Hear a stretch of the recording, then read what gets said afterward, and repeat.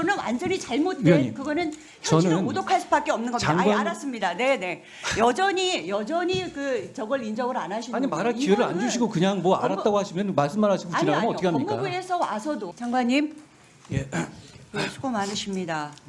지난 법사위 전체회의 때 비동의 간음죄 논의에서 사용하신 근거와 팩트가 저와 많이 달랐죠. 독일 부분 말씀하신 건데요. 아유, 제가 회의가 끝나고 법무부 담당자가 근거 자료 가져왔고 장관께서 인용한 통계가 틀렸다면서 여러 번 깊은 사과를 하고 갔습니다. 그 내용 중 하나만 살펴볼게요. 시간이 없으니까. 하나밖에 없었던 것 같아요. 아닙니다. 장관은 지난 2월 대정부 질문 당시 우리나라 성범죄 유죄율이 90%고 비동의 간음죄를 도입한 독일 유죄율은 8%였기 때문에 국가적 상황이 다르다고 주장했고 우리나라에서 비동의 간음죄 논의가 절실하지 않다라는 하나의 근거로 사용했습니다. 그리고 제가 지난 전체 회의에서 두 통계를 동일선상에 놓고 비교할 수 없다는 말씀 드렸습니다. 기억하시죠? 근데 제가 이미 한 번 팩트가 틀렸다고 1차 질의에서 지적을 했음에도 불구하고 2차 질의에서 장관은 기본적인 팩트 체크조차 하지 않고 잘못된 통계가 맞다고 우기셨어요. 속기록입니다. 보시면 통계를 확인하고 틀리지 않다고 주장하셨어요. 그때 당시 제대로 확인하고 답하신 건 맞습니까? 지금 말씀하신 것 중에 독일 부분을 말씀하시는 것 아니, 같은데요. 스웨덴 부분도 마찬가지입니다. 아니, 스웨덴은 정확하죠. 잘못됐다고 얘기를 했고요. 누가 잘못됐다고 왜냐면 카운트하는 얘기했어요? 방식이 달랐으니까. 아니요, 근데 그렇지 않아요. 그것도 와서 스웨덴 법무부에서 23%는 인정을 그대로 했습니다. 통지에 나와 있는 거고 아유, 독일의 장관님. 경우에는 장관이 그렇게 발언한 부분을 제가 인용한 것이라는 말씀 드립니다. 아니면 여기 보시죠. 이게 이 속기로만 봐도 지난 회의 끝나고 그때 독일 관련해서 팩트 체크 제대로 해보셨습니까? 지원님, 제가 말씀 설명드릴 기회를 주시면요. 스웨덴, 한국의 기소 대비 유죄율을 기준으로 했던 것이고요. 그 독일에 대해서 얘기한 것은 제가 약간 이 의회에서 장관이 비동간 도입 당시에 발언했던 거 그대로 인용하다 보니까 오해의 소지가 있었던 것 같습니다만 기소 대비로 69%입니다. 역시 20% 이상 차이가 나기 때문에 그 큰 경향에서 한국보다 굉장히 차이가 난다는 점에 대해서 분명합니다. 근데 뭐 8%하고 70%는 완전히 다른 얘기고 스웨덴 같은 경우도 카운트하는 방식이 달라서 이 범죄율이나 이런 것들이 다르다는 것을 그때 확인했었고 통계를 법무부에서도 내는 와서도 방식은 나라마다 확인했습니다. 다 차이가 있기 때문에 아유, 완전하게 또 같을 수는 여전히 인정을 없어요. 안 하시는군요. 네. 그러면 여기서 지금 말씀드려야 되는 건 굉장히 중요한 게 뭐냐면요. 이런 식으로 팩트가 틀렸는데도 아니라고 자꾸 우기고 그러면은요. 짧은 시간에 논지 전달이 굉장히 어렵습니다. 이 비동의 간음이라는 거는 민감한 문제고 국민들께서 오해하시는 부분이 많기 때문에 법무부에서 섬세하게 준비를 잘 해나가야 됩니다. 적어도 틀린 팩트는 가져오지 말으셨어야죠. 장관이 국회에서 근거를 가지고 잘못을 지적하는데 어떻게 기본적인 사실 확인도 제대로 안 해보고 무조건 맞다고 우기실 수 있는 겁니까? 이게 장관이 확인이 안 되었으면 아직 확인이 덜 되었다, 살펴보겠다 솔직하게 말씀하시면 되는 겁니다. 지금이라도 국민들께 사과하시고 바로잡을 생각이 있으신 거죠? 아니요, 제가 말씀드렸지 않습니까? 이게 수치를 얘기할 때 각각의 국가마다 내는 통계의 기준이 다 다르고 완전히 통계 같지가 기준이 다 않아요. 다르죠. 당연히 다른데. 예, 다른데 8%와 거기에 대해서 90%는 완전히 잘못된 위원님, 그거는 현실을 저는 오독할 수밖에 없는 겁니다. 장관- 알았습니다. 네네. 여전히 저걸 인정을 안 하시는 아니 말할 거예요. 기회를 안 이거는 주시고 그냥 뭐 법무- 알았다고 하시면 말씀만 하시고 지나가면 아니요. 어떻게 합니까? 법무부에서 와서도 자기네 통계가 잘못 봤다. 이거를 이렇게 근거를 잘못 봤다라고 사과를 한 사실까지도 인정을 안 하시면 아니 이 통계가 그 굉장히 기준이 다른 곤란하죠. 부분이 있고 그걸 설명하면 되는 부분이죠. 그리고 문제는 아니요, 그렇죠. 그렇죠. 예, 맞습니다. 그러니까 잘못됐다고 인정하고 우리 그 차이의 근거가 뭔지를 정확하게 보면 되는 건데 그거를 인정을 안 하면서 스웨덴 거를 갑자기 갖다 놓으시면서 설명을 하려고 하니까 굉장히 우리가 지금 얘기할 수 있는 아니 스웨덴 거 정확하잖아요. 아니요, 틀렸습니다. 아니 스웨덴은 사람마다 카운트하는 다르던데 방식이 다른 거죠. 그 기준은 어차피 그 통계는 스웨덴에 없어요. 스웨덴은 카운트하는 방식이 다릅니다. 그게 전제였고요. 아니 그건 사람마다 법무부에 여러 와서도- 차례 피해 당했다 그 말씀하시는 거죠? 그렇죠. 스웨덴은 그러면 카운트하는 문제는 방식이 그 다르다는 숫자가 얘기를 그렇게 하고 크지 있는 않은 거고요. 데다가 아유, 그게 그렇게 네, 알았습니다. 네네. 절대 인정을 안 하시는군요. 그러면 이거 좀 묻죠. 저도 너무 궁금해서 오늘 계속 진행하면서 이 헌법재판소 판정이요. 지난 23일 장관 및 검사 6인이 청구한 권한쟁의 사건에 대해서 헌법재판소의 결정 어떻습니까? 졌습니까? 이겼습니까? 장관님 입장에서. 그렇게 세상 일이 졌습니까? 이겼습니까? 아, 이거는 묻기 명확한 쉽죠. 것 같습니다. 자, 이거는 중요한 건 명확하게 답변해 위장 주셔야 될 것 탈당으로 같습니다. 인한 명백한 위헌과 위법적인 절차로 입법이 진행됐다는 점을 명시했다는 점입니다. 그건 인정하시죠? 그 장관 및 검사 아니, 6인이 그거 인정하시지 않아요? 권한 쟁의에 대해서요. 그거에 저희는 대해서 답변을 제가 듣고 장관과 검사의 권한을 확인하기 위해서 그 청구를 했던 것이 아니에요. 뭐냐면 위법하고 위헌적인 입법이 있었는지 절차와 내용이 위법의 문제인데 내용에 대해서는 아예 각하에서 판단하지 않았고 절차에 대해서는 입법이 위헌이고 위법이지만 유효하다는 이상한 결론이 나온 거죠. 예, 저는 국회의원들이 이 부분에 대해서 얘기할 수 있다고 생각합니다. 근데 제가 지금 문제 삼으려고 하는 거는요. 장관이 이런 식의 논쟁을 해서는 안 된다는 생각입니다.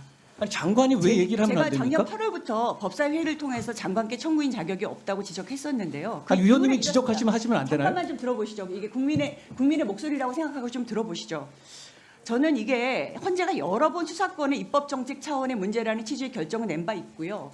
이런 식의 청구 소송을 내면 굉장히 논쟁적으로 흐를 수밖에 없습니다.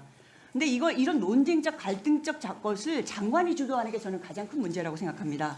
그러니까 어느 장관도 하지 않았던 국회 대상의 권한쟁의 심판을 하여서요. 이게 이 공직자의 책무에 대해서 법무부 장관이 이 해석상의 문제에 있어서는 저는 법무부 장관이라면 공직자라면 가장 법률을 그대로 어떻게 하면 가장 보수적인 과정을 따라 나가면서 혼란을 줄일 수 있을까를 고민하는 게 자격이 맞다고 생각합니다. 저는 그런 면에서 이 장관의 권한쟁의와 이 논란을 일으키는 것 이런 식의 방식은 정말 문제가 있다고 생각을 하고요. 자, 정리해 주시죠. 네, 정리. 위장 탈당과 위장 탈당 같은 그런 위법적인 입법이 이루어지고 그것이 다른 것도 아니고 국민의 모든 국민에 영향을 미치는 형사 사법 시스템에 관한 것일 때 법무부 장관이 이런 소송 제기하지 않으면 전 직무유기라고 생각합니다. 자, 법사위원장님께 차분하게 질의하라니까 차분하게 하겠습니다. 장관님 세상과 많이 소통하시기 위해서 노력하시는 거 지난번에 제가 한번 확인했습니다. 챗 GTP 관련해서 어떻게 법무행정이 활용될 수 있겠냐라는 취지로 물어봤었고 그것에 대해서 이러저러한 구상과 접속 이런 부분을 주시길래 막힌 분이 아니다 이런 생각을 했었어요. 근데 오늘 이제 질의답변 과정 속에서 제 느낌은 조금 더 마음을 열어놓고 세상과 소통했으면 좋겠다 이런 생각을 했습니다. 명심하겠습니다. 뭐 보고 싶은 것만 보지 않았으면 좋겠어요. 예. 그리고 한 단락만 가지고 정당성을 삼지 않았으면 좋겠습니다. 그 헌재 공보관이 이름이 같으세요. 김동훈 공보관이세요. 저는 그건 모르고요. 보도만 봤습니다. 근데 그 김동훈 공보관께서 한동훈 장관께서 자기의 말씀을 인용해서 시행령 관련해서 인용해서 말씀을 주신 것에 대해서 보도자료를 하나 냈습니다. 헌재 공보관이 알립니다. 검수완박 결정 관련해서 작은 오해가 있는 것 같아 바로 잡습니다. 오늘 오전 법무부 시행령에 관한 한동훈 법무부 장관의 간단한 발언이 있었습니다. 헌재 관계자 멘트를 인용해 시행령은 이번 심판 대상에 포함되지 않았다며 바뀐 법률의 기초에 시행령이 만들어졌기 때문에 법률이 유지되면 시행령도 바꿀 이유가 없을 것이라고 설명했다라는 기사인데 제가 말한 취지는 시행령이 합헌적이라거나 유효하다거나 하는 내용에 대한 평가가 아니고 이번 결정은 시행령에 직접적인 영향을 미치지 않는다는 일반적이고 절차적인 문제에 대한 설명일 뿐입니다. 오해 없으시길 바랍니다. 헌재 김동훈 공보관 드림하고 편지를 하나 쓰셨네요. 제 이해하고 똑같은데요? 다른 말씀을 제가 드리려고 하는 게 아니라 이분 입장에서는 장관님의 말씀에 본인의 견해가 편파적으로 인용되고 있는 것 같아서 발끈하신 거죠. 그래서 저는 장관이라는 직책, 국무위원이라는 직책이기 때문에 좀 더 엄중하게 사리 있게 판단하시고 말씀 주셨으면 좋겠다는 말씀을 드리는 거고요. 두 번째 또 사례를 한번 말씀드려보면요. 아까 이제 김의겸 의원께서 쭉 질의를 이어가는 과정 속에서 정순신 전 검사에 대한 이력을 얘기하면서 대검찰청 부대변인 이런 얘기를 했었어요. 그러니까 이제 그런 직책이 없다는 취지로 말씀을 주셨고 그리고 국민의힘 의원님들께서 누구를 뭐 이렇게 거론해서 말씀드릴 게 아닙니다. 그런 직책은 없습니다라고 한 몇 분 정도가 딱 찍어서 말씀 주셨어요. 그래서 저는 비법조인이라서 아이고 우리 당 동료가 작은 이 팩트에 대해서 실수했나 해서 언론 검색을 찾아봤습니다. 그랬더니 그런 직제가 있더라고요. 직제가 있지는 않고요. 연구관 그러니까 그런 것 같아요. 그런 보도 자료가 나왔고 아마 그게 인사정보 기록에 있기 예. 때문에 이제 그런 게 나간 것일 예. 텐데 제가 드리는 말씀은 뭐냐면 작은 사실인데 예단하고 단언해서 말씀 주시는 분위기라는 거죠. 이 앞에 계신 분들도 마찬가지예요. 어떤 말씀이 있냐면 메신저를 공격하는 거거든요. 비법조인 잘 알지도 못하면서 왜 저런 얘기를 하지? 그런데 국회의원이 어떤 문제 제기를 할 때는 일정한 근거를 가지고 문제 제기를 하는 거잖아요. 그런 것에 대해서 열려서 들을 마음의 준비가 돼 있어야 된다. 안 그러면 퉁퉁 튕겨져 나가는 거죠. 그러다 보니까 사실상 현실에서 많은 어려움들이 발생을 합니다. 인사검증 문제도 마찬가지예요. 구조적인 문제라고 말씀 주셨죠. 구조적인 문제가 맞습니다. 근데 제가 생각하는 구조적인 문제는 장관님이 생각하는 구조적인 문제와는 좀 다른 차원의 구조적인 문제입니다. 임사 검증 시스템 전체에 대한 문제 제기를 말씀을 드리는 겁니다. 인사를 추천하는 단위, 인사를 검증하는 단위, 또 그 최종 결정하는 단위, 그리고 국정의 최고 책임자까지 전부 다 검사 일색으로 다 짜여져 있어요. 제가 이분들의 이름을 실명을 일일이 거론하지 않는다 하더라도 그렇게 짜여져 있다는 것을 언론이 알고 모든 국민들이 알고 있습니다. 이렇게 편파적이고 편향적인 인사 검증 시스템이 제대로 작동되지 않고 있다 이렇게 생각하는 거예요, 국민들이. 그래서 인사 책임에 대해서 누군가가 인사 검증에 대한 오류에 대해서 책임져야 된다라고 생각하는 국민들이 여론조사를 보면 한 여론조사를 보면 75%가 책임져야 된다고 얘기하고 있고요. 그 첫 번째 법무부가 책임 있다 이렇게 얘기해요. 장관님께서는 구조적인 문제이고 본인이 소상하게 밝히지 않으면 이게 이 개인 이 정보와 맞물려서 대단히 어려운 신상의 문제가 있기 때문에 대단히 어렵다라고 말씀 주시지만 국민들이 준연하게 그 책임을 묻고 있는 거라고요. 국민들이 이렇게 말씀 주시는 게 정치적 책임입니까? 정치적 주장입니까? 당연히 국민들로서 인사 검증 시스템이 제대로 갖추어졌으면 하고 생각하는 당연한 마음 아니겠습니까? 근데 거기에 대해서 아무도 책임지겠다고 얘기하지 않아요. 대통령 인사비서관이 책임지겠다고 얘기합니까? 공직기관 비서관이 책임지겠다고 얘기합니까? 아니면 정순신 사태를 통해서 봤듯이 경찰청장 모든 인사검증 시스템 전부 다 법무부에게 있었다고 책임 전가하기 급급합니다. 용산에서도 대통령실에서도 아무도 책임지지 않습니다. 정치적 책임을 느낀다라고 말씀 주시고 계시지만 장관께서도 시스템을 개선하겠다고 말씀 주시는데요. 그 되게 맞는 얘기면서도 무책임한 얘기입니다. 당선된 지 1년이 지났고요. 정부만 출범한 지 곧 1년이 다 되는 시기예요. 근데 지금도 시스템을 검증하고 있습니까? 이 대안에 대해서 고민하고 있습니까? 전체를 바꿔야 되는 거예요, 이제.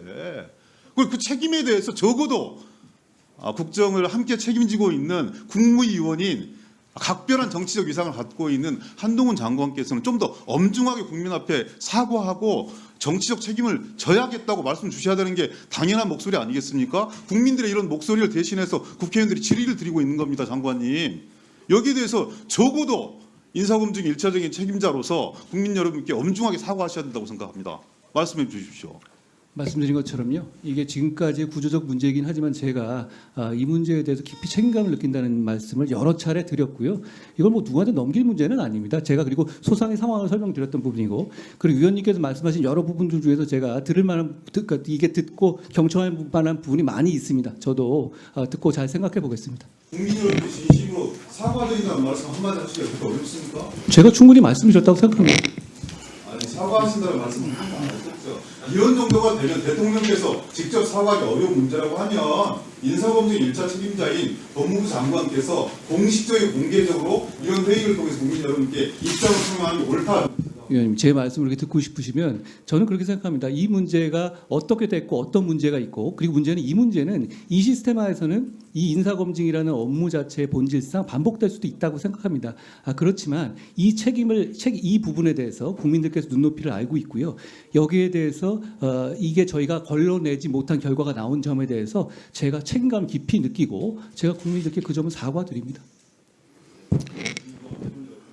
네, 저도 시간 내주십시오. 조금 전에 기동민 간사님께서도 인용을 하셨지만 헌법재판소 공보관의 이 조금 전 공식 입장은 이번 결정은 시행령에 직접적인 영향을 미치지 않는다라는 것입니다. 네, 다시 한번 확인을 했고요. 민주당 의원님들께서는 이번 헌법재판소 결정에 따라 대통령과 법무부 장관이 사과를 하셔야 된다. 심지어는 한동훈 장관의 탄핵까지 운운을 하고 있습니다. 그런데 헌법재판소에서는 이번 결정은 시행령에 직접적인 영향을 미치지 않는다는 공식적인 입장을 냈습니다. 자, 헌법재판소 결정을 가지고 대통령과 한동훈 장관께서 사과를 하여야 한다 또는 한동훈 장관을 탄핵하여야 한다.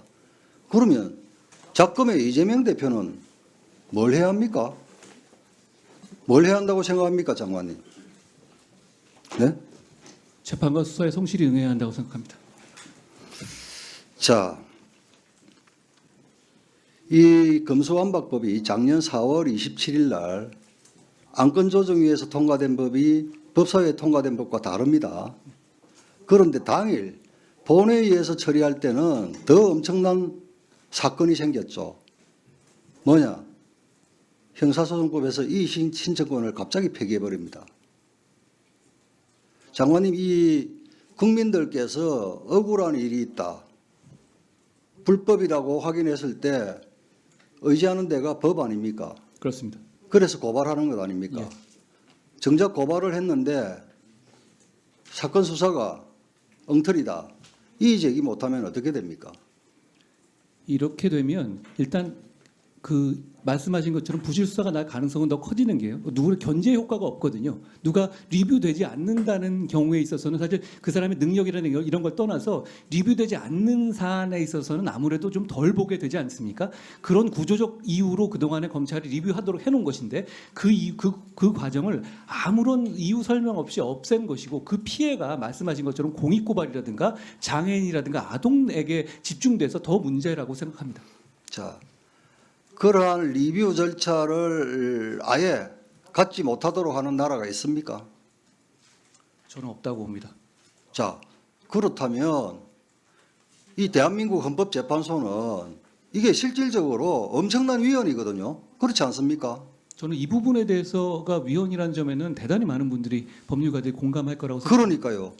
그런데 뭐 꼼수 탈당이든 가전 꼼수 탈법을 저지르고 이렇게 절차적 민주적 정당성을 결여한 이런 법에 대해서 이 법이 무효가 아니다. 이렇게 하는데 그 속에 들어가 보면 수사 주체가 누구냐 이런 것도 중요하지만 이 신청권을 폐지한 이 법을 유효하다고 헌법재판소가 확인을 한 거예요. 맞죠? 그렇습니다. 이게 과연 대한민국 헌법재판소라 볼 수 있습니까? 저는 국민들이 저희는 국민을 대신해서 피해를 막기 위해서 대신해서 헌법소송을 한 것인데 헌법소송에서 차라리 이게 맞다라고 하면 모르겠는데요. 실제 판단을 아예 안 하겠다고 한다면 답을 하지 않겠다고 한다면 이런 중요한 헌법적 질문에 대해서 어디서 답을 드려야 할지 국민들께서 상당히 안타까우실 것 같습니다. 그러니까요. 국민들이 법에 호소를 하는데 이의 신청을 할 수 없다라고 꼼수로 이렇게 법을 만들어 놨는데 여기에 대해서 이 법이 유효하다라고 헌재가 인정을 했다고요. 이것은 지금 대한민국 헌법재판소 존폐 위기에 있습니다. 이런 헌법재판소는 국민을 위한 헌법재판소가 아니고 그야말로 자아편향적인 정치재판소이고 여기에 동참한 재판관들은 분명히 특히 이 신청권 폐지가 유효하다고 인정한 이 부분에 대해서는 엄청난 책임을 질 것이다. 아마 법률가로서의 양심에 엄청난 가책을 느끼고 있을 수도 있겠다라는 생각을 해봅니다. 자, 오늘 현안 질의는 마치도록 하겠습니다.